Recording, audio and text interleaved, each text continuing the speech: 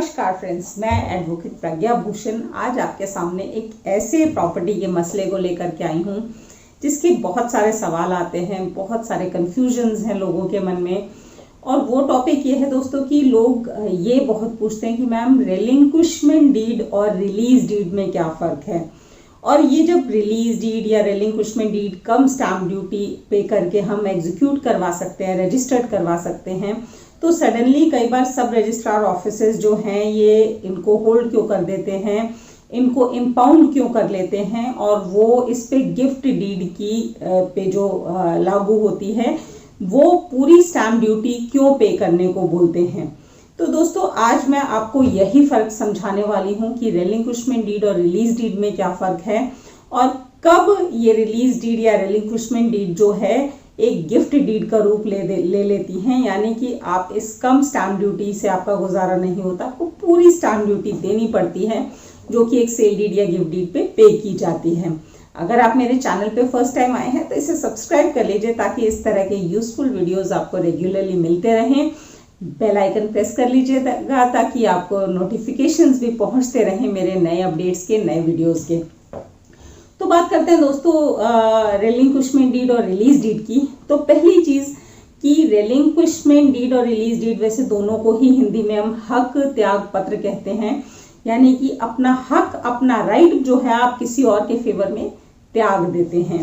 तो लीगली इसमें कोई एज सच बहुत ज़्यादा फर्क नहीं है। जब भी आप अपना हक, अपना जो प्रॉपर्टी में राइट बनता है, क्लेम बनता है, वो किसी और के फेवर में त्याग देते हैं, किसी और को ओनर के फेवर में खास करके त्याग देते हैं, तो वो रेलिंक्विशमेंट डीड या रिलीज डीड का रूप धारण कर लेता है। लेकिन जनरली जो ट्रेंड है अगर हम बात करें तो रेलिंक्विशमेंट डीड दिल्ली में काफ़ी ज़्यादा प्रैक्टिस में है, मार्केट प्रैक्टिस में है। और ऑल्दो यूपी जो एडजॉइनिंग स्टेट्स हैं जैसे यूपी और हरियाणा, यहाँ पे रेलिंक्विशमेंट डीड नहीं होती है। तो ये तब एग्जीक्यूट करवाई जाती है जब कोई व्यक्ति जो प्रॉपर्टी ओनर है उसकी डेथ हो जाती है, वो एक्सपायर हो जाता है, और उसकी डेथ के बाद जो उसके वारिस पीछे से वो छोड़ के जाता है, जो उसके लीगल हेयर्स होते हैं, सर्वाइविंग मेंबर्स होते हैं उसके फैमिली के, उनको अपने प्रॉपर्टी में राइट क्लेम करना होता है। तो ऐसे में क्या होता है, जो डिजीज्ड व्यक्ति है, जो जिसकी मृत्यु हो गई है, उसके सपोज कीजिए 4 बच्चे और एक वाइफ हैं जिन्हें वो अपने पीछे छोड़ करके गया है। तो ये जो चारों बच्चे हैं ये अपना जो प्रॉपर्टी में क्लेम है, राइट है, सपोज अपनी मदर के फेवर में त्याग देते हैं, हक को अपने त्याग देते हैं, वो रेलिंक्विशमेंट डीड करते हैं। और जनरली इसमें बहुत बड़ी स्टैम्प ड्यूटी नहीं लगती है, 100 रुपये ही लगते हैं। तो 100 रुपये की स्टैम्प ड्यूटी में ये रेलिंक्विशमेंट डीड एग्जीक्यूट हो जाती है। तो ये बहुत आसान और सस्ता तरीका लगता है लोगों को एक प्रॉपर्टी डॉक्यूमेंट क्रिएट करने का, और इसलिए अक्सर किसी मृतक की मृत्यु के बाद जो प्रॉपर्टी ओनर है उसकी मृत्यु के बाद उसके लीगल हेयर्स किसी एक पर्टिकुलर लीगल हेयर के फेवर में रेलिंक्विशमेंट डीड एग्जीक्यूट कर देते हैं। तो सस्ते में 100 रुपये में एक प्रॉपर्टी डॉक्यूमेंट क्रिएट हो जाता है उस पर्टिकुलर व्यक्ति के नाम पे जो लीगल हेयर बचा हुआ है मृतक के बाद। बात करते हैं रिलीज डीड की। तो जनरल प्रैक्टिस में जो रिलीज डीड एग्जीक्यूट की जाती है दोस्तों, इसमें जब कोई को ओनर्स हैं प्रॉपर्टी में, यानी कि एक ही प्रॉपर्टी 3 या 4 लोगों के नाम पे है, और उसमें से कोई एक को ओनर बाकी बचे हुए को ओनर्स के नाम पे, बाकी जो जॉइंट ओनर्स हैं उस प्रॉपर्टी के, उनके नाम पे अपना जो हिस्सा है प्रॉपर्टी का वो रिलीज कर देता है, अपने हक को त्याग देता है, तो वो रिलीज डीड हो जाती है, जिसमें कि इस पर्टिकुलर व्यक्ति का जितना भी हिस्सा बनता है जो रिलीज कर रहा है उस हिस्से पर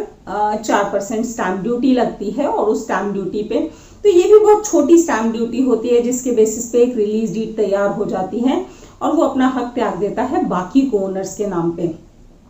अब दोस्तों बात ये करते हैं कि ऐसा टाइम कब आता है जब सब रजिस्ट्रार जो है इस डॉक्यूमेंट को इम्पाउंड कर लेता है, और उसका मानना होता है, सब रजिस्ट्रार ऑफिस का मानना होता है कि ये रिलीज डीड या रेलिंक्विशमेंट डीड नहीं है, जबकि उसके गार्ड में एक प्रॉपर गिफ्ट डीड एग्जीक्यूट की जा रही है और इस गिफ्ट डीड पे प्रॉपर स्टैम्प ड्यूटी लगनी चाहिए। तो इसको मैं आपको 2 केसेस के माध्यम से समझाना चाहूंगी जो दिल्ली हाई कोर्ट ने टेकअप किए थे। और इन केसेस में इस मुद्दे को बहुत बारीकी से लिया गया था।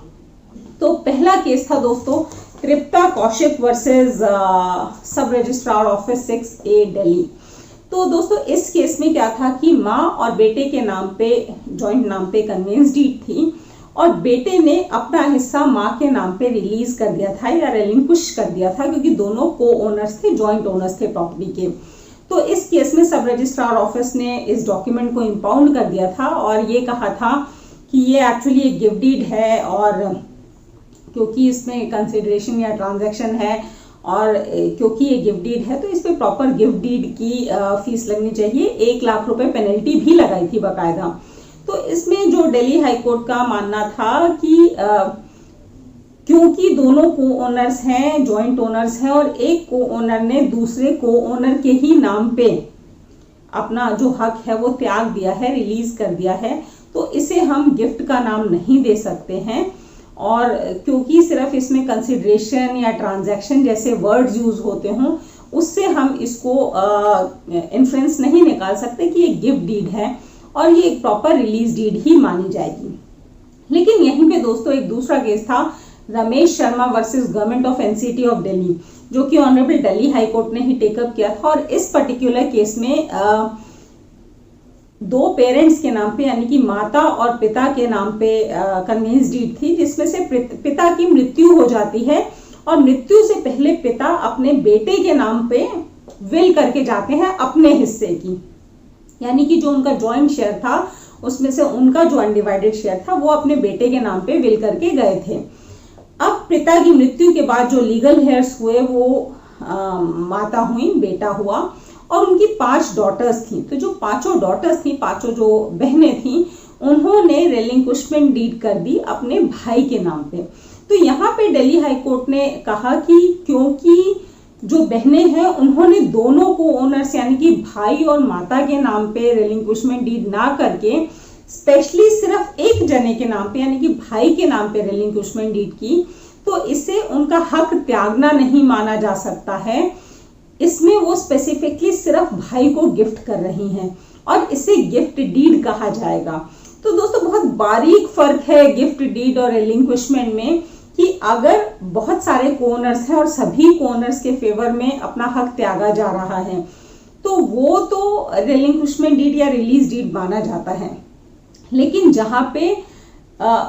2 या 3 या उससे ज्यादा कोनर्स हैं लेकिन किसी एक पर्टिकुलर व्यक्ति के नाम पे, किसी एक पर्टिकुलर कोनर के नाम पे अगर रिलिंक्विश किया जाता है अपना हक, तो उसे हक त्याग या फिर रिलिंक्विशमेंट या रिलीज डीड नहीं कहा जा सकता as per honourable Delhi high court. उसको हम गिफ्ट डीड के दायरे में गिनेंगे जहां पे आपकी पूरी स्टैम्प ड्यूटी लगेगी, जो कि एक गिफ्ट डीड या सेल डीड में लगती है। तो दोस्तों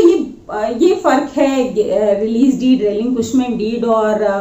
गिफ्ट डीड में। आई होप आपको समझ आया होगा ये फर्क। आपको अगर इससे रिलेटेड कोई क्वेश्चंस हैं, कोई डाउट्स हैं तो आप जरूर पूछिएगा मेरे नीचे दिए गए कमेंट बॉक्स में। मिलते हैं मेरे नेक्स्ट वीडियो में, तब तक के लिए थैंक यू, धन्यवाद, नमस्कार, शब बखैर।